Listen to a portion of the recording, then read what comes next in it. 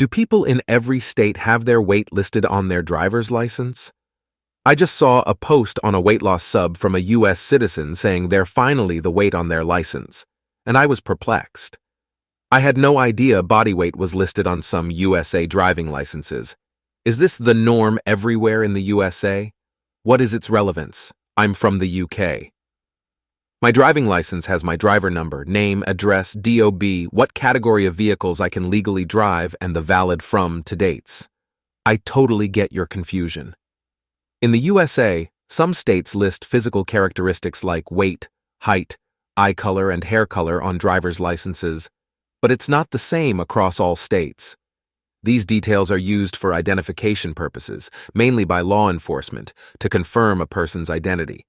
It's why someone might feel good about finally matching the weight they put on their license.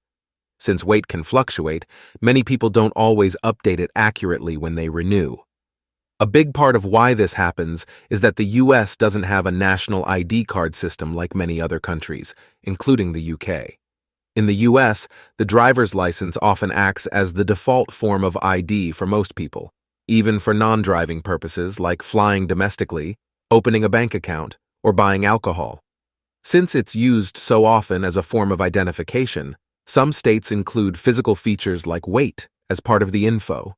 In contrast, the UK doesn't list things like weight on driving licenses, and they're more focused on things like driving categories and validity dates, as you mentioned. Plus, in many places, people might have a separate national ID card for general identification purposes, while in the US, the driver's license tends to carry that burden in most states. That's so different to hear. Interesting to know. Thank you for your comprehensive answer. While we have some ID cards here, they're not official national forms of ID, for example, a pass card or citizen card. They're generally not used much or recognized everywhere as valid forms of ID. Teenagers would mainly get those to prove their age for student public transport passes, or occasionally to buy alcohol, get served at a bar once they turn 18 if they don't have valid ID. But usually most people just use their provisional full driving license or passport for ID.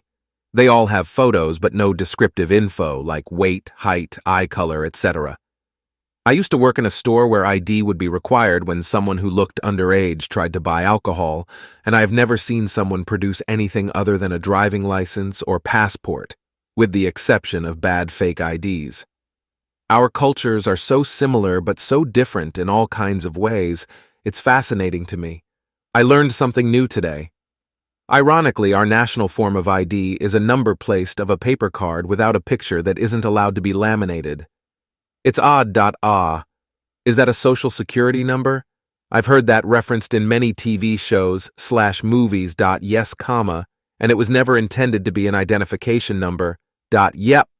There's a CGP Grey video that explains what it is, why every American has one, what we use it for, and why it's a terrible, terrible ID system. Mine isn't laminated. I got a new one a few years ago because I thought I lost it. I didn't. And that one wasn't laminated either. And trying to laminate it is illegal and considered tampering. If I have a SS card, I have no idea where it is. But I got it 50-ish years ago, so expecting a piece of paper to last that long is utterly unreasonable. Mine is 38 years old. Tax Reform Act of 1986. Dependents had to have SSN to be claimed, whereas before they did not, and most only got SSN when they first got a job. And I still have it.